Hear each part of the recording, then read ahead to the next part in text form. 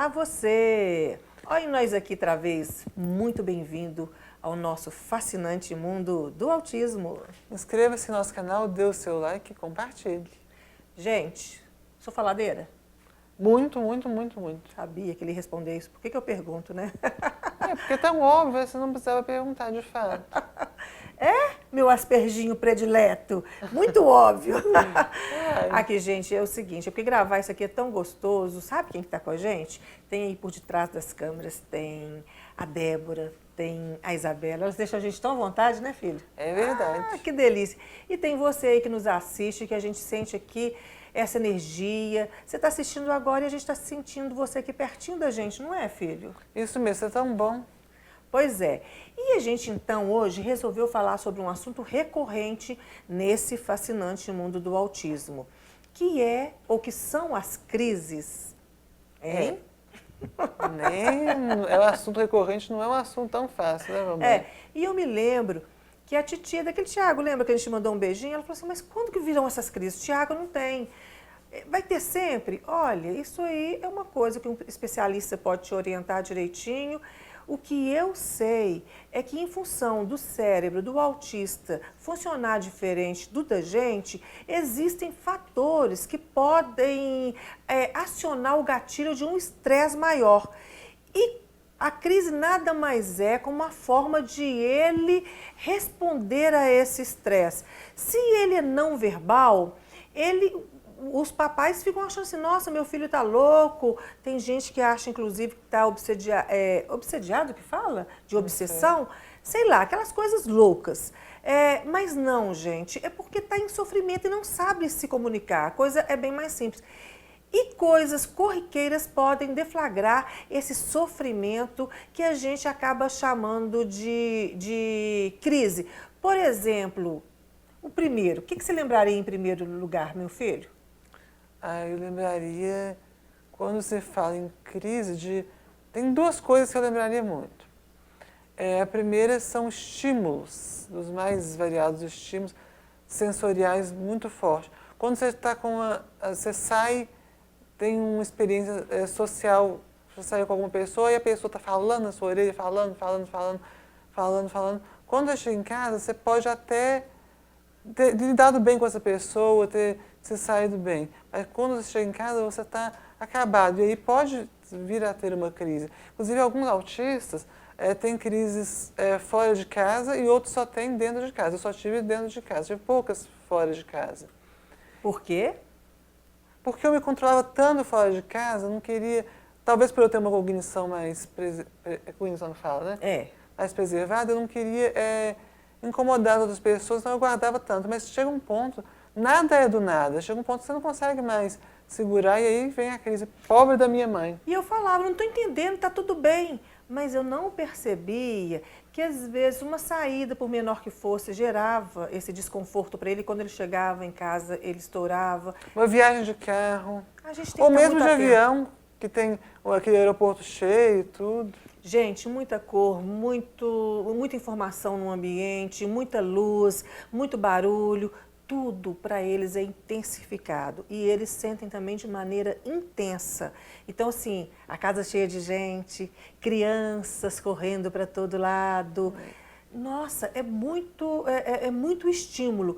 E aí, quando ele fica nervoso, fala assim, mas que menino rabugento, ou que menino mimado, ele não sabe lidar com as pessoas.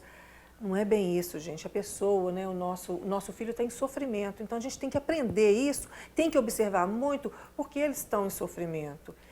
E assim também pode ser quando a gente tira o que dá estabilidade a eles, quando eles saem da rotina. Eu queria falar, era a segunda coisa que eu ia falar. Lembra que eu falei que ia falar duas coisas? Aí a segunda era isso. Mamãe sempre te ajudando. Você Ajudando? pode falar, eu coloquei um tópico, agora você fala sobre ele. Vou falar tudo não. Tá, claro. Então, mudança de rotina também é complicada. Às vezes, quando você se perde, por exemplo, ou quando chega uma visita na sua casa numa hora inesperada e fica por algum tempo. Coisas assim. Ou então, coisas bobas mesmo. Tem gente que nunca entendeu porque quando fala assim, nós vamos assistir tal filme. E aí não dá para assistir, vamos assistir outro, eu desesperava. Você já pensou o que é isso? Chegar a um shopping, aquele filme saiu de cartaz, não tinha. O que tem mudar para outro? Olha aqui, a gente resolveu rapidão. Ele se desconstruía. Desconstrói, essa é a palavra certa. É. Vocês imaginam o bebezinho que está acostumado com aquele objeto, por exemplo, só a rodinha do carrinho, só a perna da boneca, e a gente acha que aquilo é uma bobagem e joga fora. A gente criou uma crise, porque está acostumado. Porque desconstrói. Está acostumado, aquilo ali é um apoio. Tem um valor sentimental e essas coisas que não são... que são coisas para outras pessoas, para a gente às vezes não é apego, mas é que a gente cria uma relação diferente com esse tipo de coisa. Seja com animais ou com objetos mesmo, a gente cria uma relação muito forte. Porque é a maneira que a gente consegue de interagir. Inclusive, eu queria falar uma coisa, algumas pessoas não entendem porque quando umas pessoas querem se reunir, ficar juntas, elas querem conversar. Mas eu não dou conta de conversar por muito tempo. Questão do estímulo de novo. Então eu quero assistir um filme com uma pessoa que eu gosto. A pessoa pensa, mas no filme você não vai ter tanta interação. Para mim, é o jeito que eu encontrei de interagir. Um modo diferente. Então, como é que a família aprende? A família aprende observando, observando. E aí a gente vai entendendo. Por exemplo, eu percebi que para o Victor, os objetos, os animais são bem mais interessantes do que essa interação que a gente está acostumado com as pessoas. Então, se ele tinha uma bolinha que ele ficava mais apegado a ela, eu tinha mais Você lembra cuidado. quando eu perdi aquela bolinha no restaurante? Eu estava pensando nisso. Eu chorei tanto, até enquanto não consegui a bolinha de volta. Eu voltei ao restaurante, procurei, coloquei os garçons loucos e ele falava assim... E de valor não tinha nada, Ele mas falava, para mim mas era importante. é a minha vida, vocês não estão entendendo. E os garçons achando aquele menino um saco, aqueles pais malucos, tô nem aí. Eu sabia que para o meu filho era importante. Eu não estava bajulando. Eu sei que o meu filho tem uma maneira diferente de ver o mundo e eu entendi essa maneira. Hello! Se alguém não sabe disso, lamento. Mas eu conheço o meu filho. Eu sei que eu tenho que deixar um valor humano e que eu não posso, para agradar o outro, para dar satisfação para o outro, modificar essa relação com um filho que vê o mundo de maneira diferente. Né, meu filho? E tem outra coisa que eu queria falar. Ah, fala. Vou falar mesmo. A gente não tem uma comunicação não verbal boa, ou seja, a gente não percebe as expressões das pessoas direito. Sabe aquele negócio de você olhar para o corpo, para a expressão e já saber? Com eles não é assim, não. Mas a gente sente quando as pessoas estão mais estressadas, mais agitadas, isso muda o nosso humor, muda... Boa lembrança isso. Quando você, por exemplo, não pensa que não vai sobrar para você, não, porque vai. Quando você está Sempre mais sobra nervosa, mais estressada, ou com algum sentimento ruim, eu meio que pego aquele sentimento e eu sofro junto. É tudo muito intenso. Eu acho que a gente sente tudo com uma intensidade muito grande. Aí você, mamãe que está acompanhando a gente, fala assim, não, mas meu filho é típico e comigo também é assim, parece que as crianças têm essa frequência.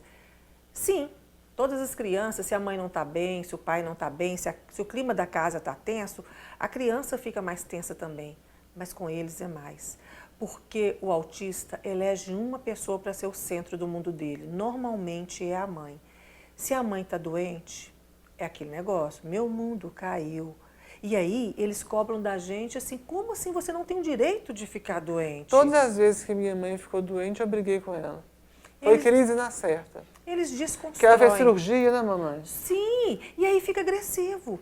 E aí pensa assim, nossa, esse cara não ama a mãe dele, esse cara não respeita a mãe dele. Eu já pensei assim. Mas é o contrário, é porque ama demais. Amor demais. E tem medo de perder. E aí, gente, uma tranquilidade. Isso tudo eu fui aprendendo observando meu filho. Uma tranquilidade que eu dou para o meu filho, porque eu sei que todo mundo é assim. A gente nasceu para ser amado.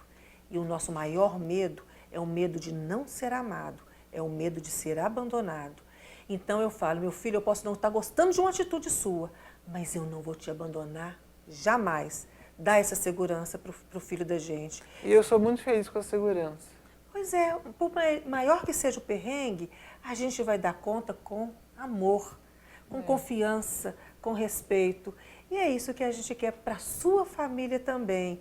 Porque, afinal de contas, nesse mundo azul, somos todos unidos, somos todos pelos outros. Ai, gente, é isso aí. Até o próximo programa. E hoje eu tô bacana, hein? Quase que eu falei programa. Não, até o próximo programa. Até lá! Até!